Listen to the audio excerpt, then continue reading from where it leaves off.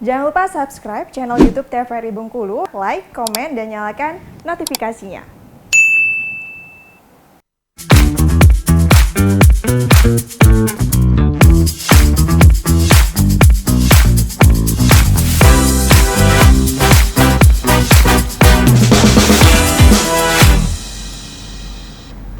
Balik lagi di Opini, obrolan pagi ini masih dengan Dr. Tari selaku Kepala UDD PMI Provinsi Bengkulu dengan tema kita yaitu setetes bermanfaat. Nah ternyata Mbak Tari ini adalah Kepala UDD ya, Unit Donor Darah. Makanya setetes bermanfaat bagi orang banyak.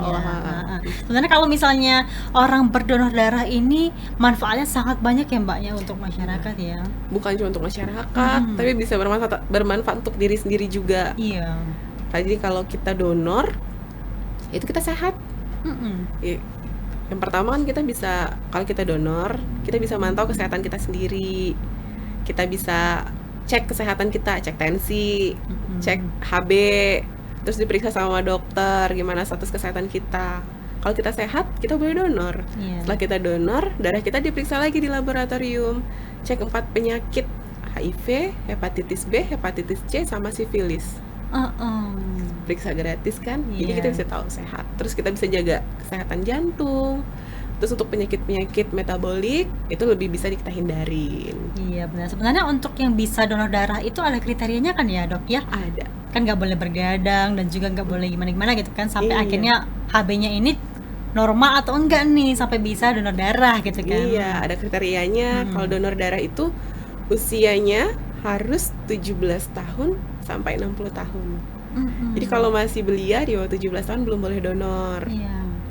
Kemudian untuk perempuan itu tidak boleh sedang datang bulan, tidak boleh sedang menyusui atau sedang hamil. Itu nggak boleh donor. Terus juga tidur harus cukup minimal 4 jam dalam satu hari. Habis itu juga kita juga harus sehat berdasarkan hasil pemeriksaan tadi, itu syarat untuk donor darah. Kalau misalnya memang lagi datang bulan atau misalnya lagi hamil itu nggak boleh donor darah karena apa dok? Kalau lagi datang bulan kan kita banyak nih keluar darah. Ya nanti HB kita yang biasanya drop juga. Biasanya yang bisa donor itu kalau HB kita di atas 12,5. Tapi kalau kita lagi datang bulan biasanya HB kita di bawah itu. Lebih turun ya. Iya, terus kita juga ngedrop. Tapi tetap boleh donor kok setelah 1 minggu setelah donor darah. Kita cek lagi tekanan darah sama HB, kalau bagus boleh. Kalau ibu hamil itu nggak boleh karena rata-rata ya kan dia kan mesti mencukupi kebutuhan dirinya sendiri sama si bayi. Jadi dia emang justru ibu hamil itu yang harus kita jaga nih. HB-nya nggak boleh turun. Kalau dia mau bersalin, misalnya ibu ini secara sesar, operasi sesar atau normal, justru kita akan membantu mencari stok darah nih, jaga-jaga jangan sampai nanti pada saat proses melahirkan ibu butuh darah tapi darah nggak ada.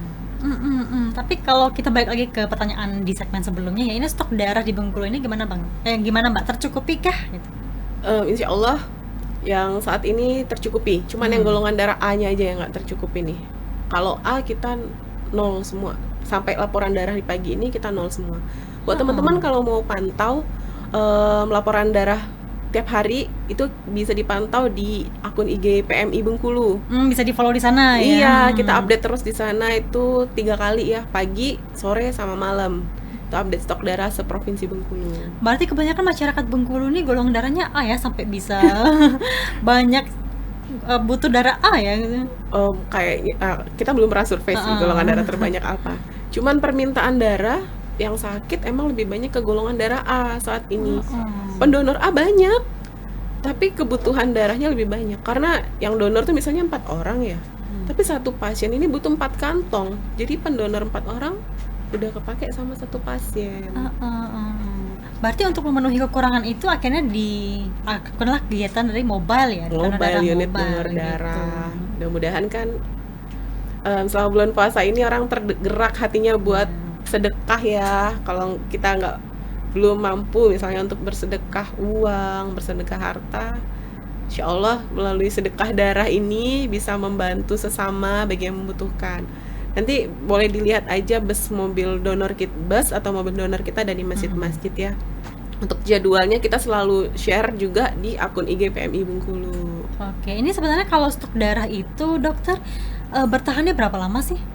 21 hari. 21 hari. Tapi kita biasanya udah habis aja. Karena permintaan banyak juga Permintaan ya. banyak. Pendonor kita juga belum terlalu banyak kan. Mudah-mudahan setelah menyaksikan Iya. tayangan ini banyak yang mau donor ya.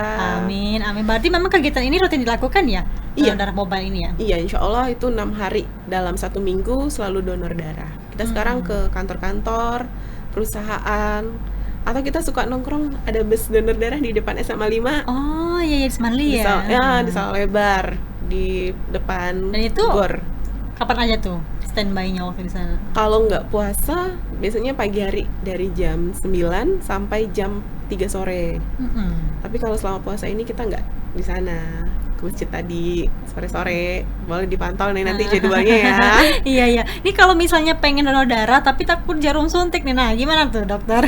Nah iya, ada satu lagi nih tempat. Kalau mau donor darah, seandainya nggak ketemu bus, boleh langsung ke unit donor darahnya. Di PMI-nya langsung? Iya boleh. Kalau yang provinsi ada di Pasar Baru, yang kota ada di M Yunus tadi ya. Iya. Yang di Rijang Lebong di dekat Rumah Sakit Curup, yang Arga Makmur di Rumah Sakit Arga Makmur. Tadi pertanyaannya? Kalau ini misalnya dokter, Takut misalnya takut jarum nih. Sebenarnya kalau takut jarum itu tugasnya petugas sih, buat meyakinkan ke pasien Dia bahwa pengen tapi dia takut karena kan jarum donor darah ini Gede lebih besar ya. ya.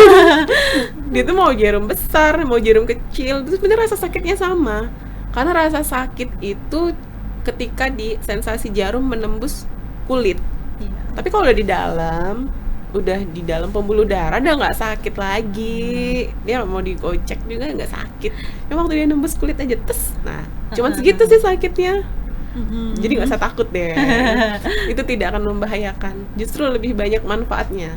Kita sakitnya cuma dikit, tapi kita bisa membantu orang yang sakitnya banyak banget. Iya, benar Cancer, sekali. gagal ginjal, harus cuci darah. Apalagi yang Pertama, operasi ya, banyak operasi. donor darah. Ada anak-anak thalassemia. Itu anak-anak yang nggak bisa hidup tanpa transfusi darah. Bayangin nggak? Itu setiap bulan harus Ada transfusi yang darah? ada yang 2 minggu sekali, Heeh. ada yang 1 bulan sekali, tergantung kondisi. Dan sekali transfusi itu nggak cukup 1 kantong, ada yang butuh 2 kantong, ada yang butuh 4 kantong gitu ya. Nah itu coba deh kalau kita nggak ada yang mau donor, gimana teman-teman kita itu mau melanjutkan hidupnya kan? Iya. Di Provinsi Bengkulu ini ada data 140 orang anak thalassemia. Dan itu kita emang benar-benar kejar-kejaran sih memenuhi stok mereka kan. Pernah ada kita benar-benar kesulitan darah. Jadi si adik ini datang dalam keadaan udah sangat pucat karena udah 1 bulan nggak dapet transfusi kan. Nah itu kita benar-benar bantu cari. Terus kita juga petugas itu juga donor aktif loh. 3 bulan Iya. sekali kita donor aktif, donor juga teman-teman di PMI juga donor aktif. Itu benar-benar apa ya, kasihan loh kalau mereka nggak dapat darah kan, nggak dapat transfusi darah, mereka nggak bisa nyambung hidup. Ya sampai dokter pun ikut berpartisipasi akhirnya yang mendonorkan darahnya Iya. untuk memenuhi kebutuhan stok tadi ya. Iya, hampir 3 bulan sekali teman-teman kita dari PMI juga aktif donor. Berarti kalau misalnya stoknya menipis di PMI itu gencar mobile berarti ya? Menipis atau nggak nipis kita gencar mobile Tetap gencar terus, mobile tetap ya. gencar mobile, menjangkau pendonor darah sukarela, sambil mengedukasi ke teman-teman yang di SMA, yang kelas 3 itu kan, teman-teman kita yang ada di fakultas, yang ada di universitas ya, mahasiswa, itu kan rata-rata anak-anak sehat, itu donor darah. Oke, berarti juga ada rencananya mobile-mobile ke sekolah-sekolah misalnya? untuk Ya donor udah darah? kita lakukan, udah kita lakukan. Ini yang aktif untuk kegiatan donor darah ini Universitas Bengkulu, Polkeslu, Politeknik Kesehatan Bengkulu, kemudian Universitas Profesor Hazairin, Iya. D. Hasan tuh aktif tuh untuk kegiatan donor darahnya. Iya, karena setetes darah bisa bermanfaat untuk orang banyak ya Mbak Amin, Tari. iya. Oke Mbak Tari, kita akan jadi sejenak, nanti akan kita bahas lagi terkait dengan tema kita yaitu setetes bermanfaat. Pemirsa, kami akan kembali setelah jeda pariwara berikut ini.